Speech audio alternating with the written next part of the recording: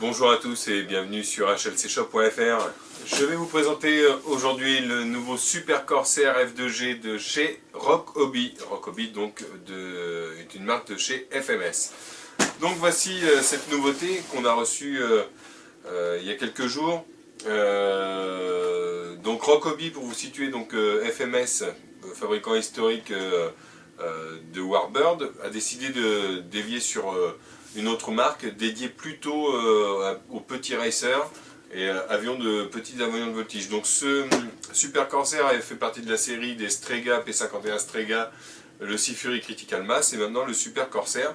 Donc on va vous présenter dans une version high speed, puisqu'il existe deux versions, une version normale et une version high speed avec un moteur qui est un plus fort KV et qui tourne en 4S pour tourner aux alentours de 130 jusqu'à 160 km/h. Concernant donc ce Corsair, pour les petites informations, envergure 1100 mm, 90 mm de long, poids annoncé en vol d'1,2 kg. La version high speed, donc on a un moteur qui fait 750 kV, qui tourne en 4S. Non, je suis en train de vous dire des bêtises, je dis la mauvaise. Le moteur fait 700, donc il fait 1,4 kg, 770 kV. Le contrôleur 70 A avec un bec de 5 A, cerveau 9 grammes pignon métal, plus des cerveaux pour les volets de 4,9 grammes en slow motion. Il faudra une radio 6 voies puisque le train est rentrant. Et on utilisera une Hippo 4S 2200 à 2600 mAh. Donc sans plus tarder, on va découvrir la bête. Donc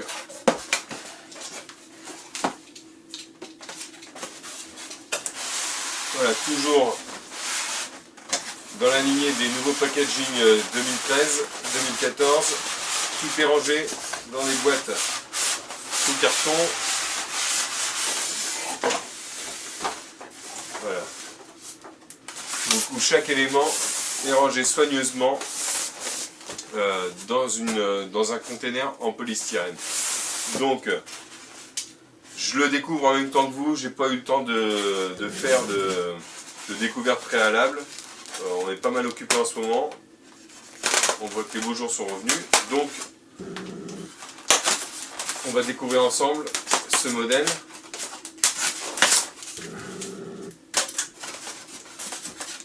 Voilà, donc là on va retrouver le manuel de montage en anglais, le guide de programmation du contrôleur, le guide de montage en anglais. Bon, si on parle pas anglais, sincèrement, il faut être modéliste avant tout, pas se leurrer, hein, c'est pas un kit ready to fly pour débutants.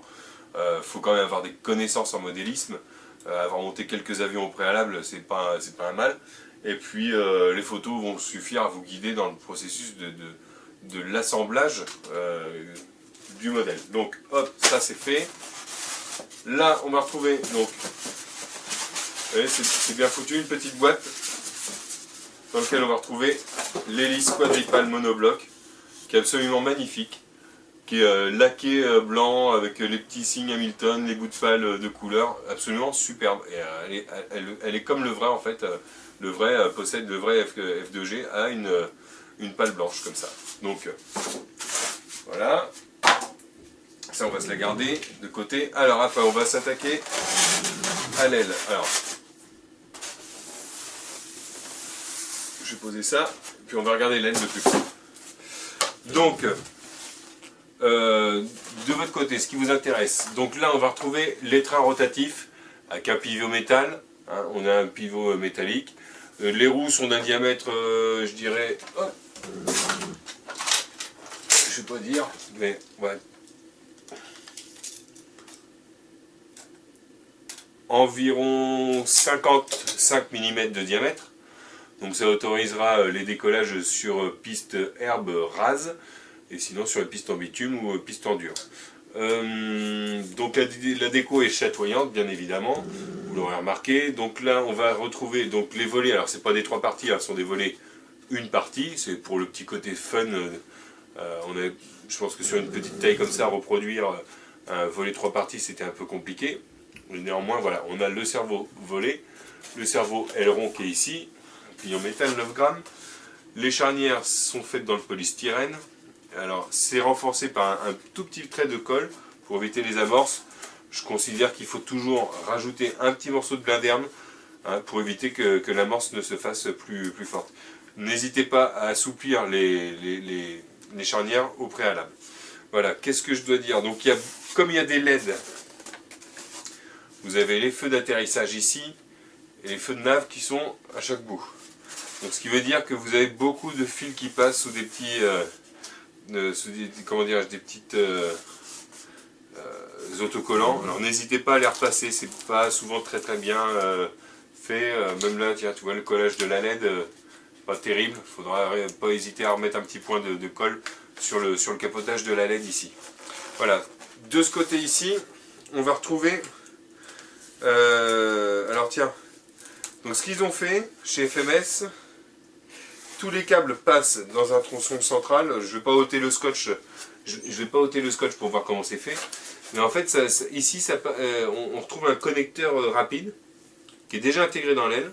Et là, on repère Channel 6, donc les flaps, Channel 1, les ailerons, et Channel 5, le train d'atterrissage. Donc, qu'on aura juste à brancher directement dans le fuselage. Donc voilà pour l'aile. Ensuite, qu'est-ce qu'on va attraper qui va nous arriver sous la main directement?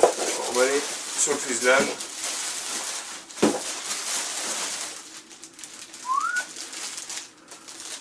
Donc, prenez toujours des précautions quand vous sortez un fuselage, que l'étringle ne s'accroche pas dans le plastique de protection.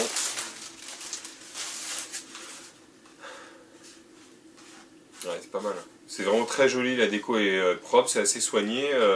C'est des genres de décalcomanie ou autocollants là, qui sont posés. On a vraiment, donc le côté typique là, du F2G qui est un capot un peu rallongé, la prise d'air sur le dessus, les échappements, là, alors tous les faux échappements sont là, dessus comme dessous, les faux cylindres devant, un pilote qui est pas trop mal. Je veux dire dans le sens où c'est pas un pilote de jet, des fois ça arrivait. Alors là, donc, on a l'accès à la partie technique, donc on a un petit morceau de ruban adhésif transparent là, qui nous aide à attraper, hein, donc clac, on fait ça. À noter que FMS ont fait des trous dans les cockpits pour les ventiler, pour éviter que les cockpits cloquent quand on les laisse au soleil. Dans tous les cas, évitez de laisser vos modèles au soleil, c'est vraiment pas fait pour ça. Donc là, on va avoir l'accès aux prises de cerveau de profondeur, cerveau de dérive, qui sont montés sur une platine en plastique, avec des raccords rapides. Bon, c'est du propre, c'est du classique, il n'y a rien de spécial. On va trouver ici le passage pour les cerveaux d'aile de l'aile principale. Donc là, on imagine qu'on va venir installer la partie radio là, puisqu'on va trouver aussi la prise du variateur de vitesse, 70 A, qui est équipé, alors chose inhabituelle chez Rockobi, enfin en tout cas chez FMS, avant on avait toujours du HXT 4 mm, là on a trouvé du DIN, voilà, pour info. Hop. Donc là on trouve tout ça. Variateur, alors vous pouvez y aller, les variateurs FMS sont d'une excellente fiabilité. Il n'y a aucun doute là-dessus, on n'a jamais de soucis sur du matériel FMS, donc aucune crainte là-dessus. Voilà, on va pouvoir et là on va avoir accès à l'accu. Donc voilà, je pense que vous voyez un petit peu mieux l'accès à l'accu qui est sur une platine en CTP avec sa sangle. Et puis donc là on aperçoit, je ne sais pas si vous pouvez apercevoir, le montage du moteur. Donc on a un couple. On a le moteur est monté sur une croix. La croix est montée sur une pièce en plastique cylindrique qui est collée comme l'aube d'une turbine, hein, qui est collée sur le fuselage. Donc c'est propre, en plus la colle dégueule bien, donc je pense que ça ne va pas bouger. Voilà, on a un arbre qui fait 6 mm avec une empreinte spécifique pour le moyeu quadripale, hein, puisque je ne pense pas que l'hélice se monte directement comme ça, il doit y avoir un moyeu. Donc on voit qu'il y a un piqueur qui est très prononcé. Je sais pas si vous arrivez à le voir comme ça. Et on a l'anticouple également qui est assez prononcé. On a quand même une bonne ventilation globale de la cellule avec un passage d'air en bas, en haut et puis au milieu par le moteur. Tout ça, ça circule et ça va s'évacuer ici à l'arrière. Vous voyez, on a 2 évents. On a la roulette de queue, donc assez maquette, c'est assez sympa, qui est directionnelle. Vous avez le guignol de direction qui est déjà raccordé, avec le petit bout de durite sur la chape, nickel. Les durites sont déjà, enfin les bouts de durite sont déjà installés, donc ça va être du rapide en montage. Donc la trappe avec une languette et alimentée. Voilà, ça c'est fait. Qu'est-ce qu'on va retrouver d'autre? Donc là on va retrouver le stab. Petite pochette autocollante. Faites attention de ne pas laisser traîner la peinture sur les autocollants. Voilà, toujours la même déco. Toujours les charnières en polystyrène à assouplir un petit peu au préalable. Voilà, donc ça va se monter très simplement. Ça va se monter, je pense, comme ceci. Les formes, voilà, clac, nickel. Une vis sur le dessus, c'est déjà prévu. Donc là, on a une rondelle plastique prévue pour recevoir la vis de fixation, avec une fixation qui est collée déjà dans la queue du fuselage. Voilà. Là, on va venir. Là, pareil, quand vous ôtez le scotch, faites bien attention de ne pas laisser traîner ça n'importe où. Donc là, pour le montage, hein, vous voyez, hein, on est en direct, je ne veux pas le monter jusqu'au bout parce que il y a quand même assez peu d'opérations à faire, sachant que là, elle va tenir en fait avec 4 vis au fuselage. Montage habituel FMS, je dirais. Voilà, tac. Voilà, c'est fait. Là, et puis après, vous serrez les 4 vis avec les 4 pièces. Tac. Ouais, c'est sympa. C'est une belle gueule. Hein, le côté corsaire est tout à fait respecté avec laine de mouette. Il y a vraiment un beau profil. Une petite envergure quand même assez sympa. 1m10 en fait. Je trouvais que ça faisait petit, mais non, c'est correct. Ça rentre facilement dans le coffre d'une voiture. Ça reste une taille encore intermédiaire, pas trop petit pour être sensible au vent et assez grande quand même pour qu'on ne puisse pas le perdre de vue facilement, surtout si ça dépote à 130 km/h. Alors, qu'est-ce qu'on va retrouver d'autre? Donc un dernier sachet d'accessoires, on va retrouver un tube de colle. Un tube de colle, on va retrouver donc la perche anémométrique, donc les petites pièces en plastique pour venir fixer l'aile, les vis. Alors sachant que FMS fournit toujours des vis en rab, si vous m'appelez pour me dire qu'il en manque, j'aurais du mal à vous croire, mais je vous croirai quand même sur parole et puis je vous renverrai ce qu'il faut. On a toutes les chapes les chapes et les guignols pour les ailerons et les volets. Hop, alors voilà, un petit moyeu comme vous les connaissez sur les Corsair d'1m70 et d'1m40 de chez FMS. Petit moyeu en deux passes comme ça. Donc là on va voir la partie arrière, clac. On va venir monter sur l'arbre. C'est dans l'empreinte, ouais c'est bon. Ensuite, on a la pièce avant. Hop là. C'est parti. Et puis on a donc le dernier petit moyeu. Hop. Il va quand même qu'on se déplace dans cette émission, c'est incroyable. Et voilà. Bon, globalement, il n'y a aucune mauvaise surprise au montage, quoi. C'est encore une affaire qui va tout seul.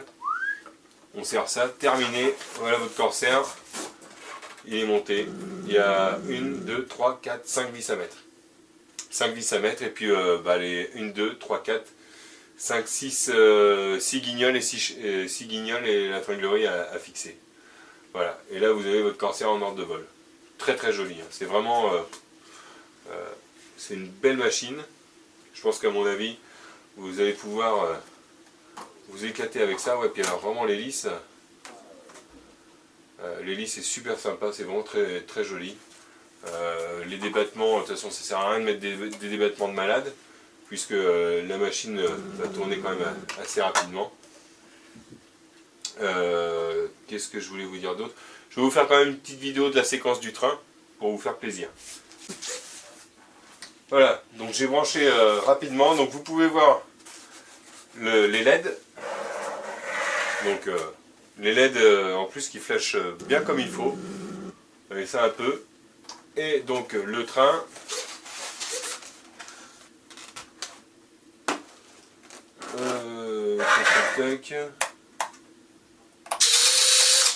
Bon, ils sortent rapidement. Hein. Ils sortent rapidement. Ils sont pas amortis, hein, je vérifie. Par contre ça roule bien, pas de problème. Voilà. Tchouk, impeccable. Et puis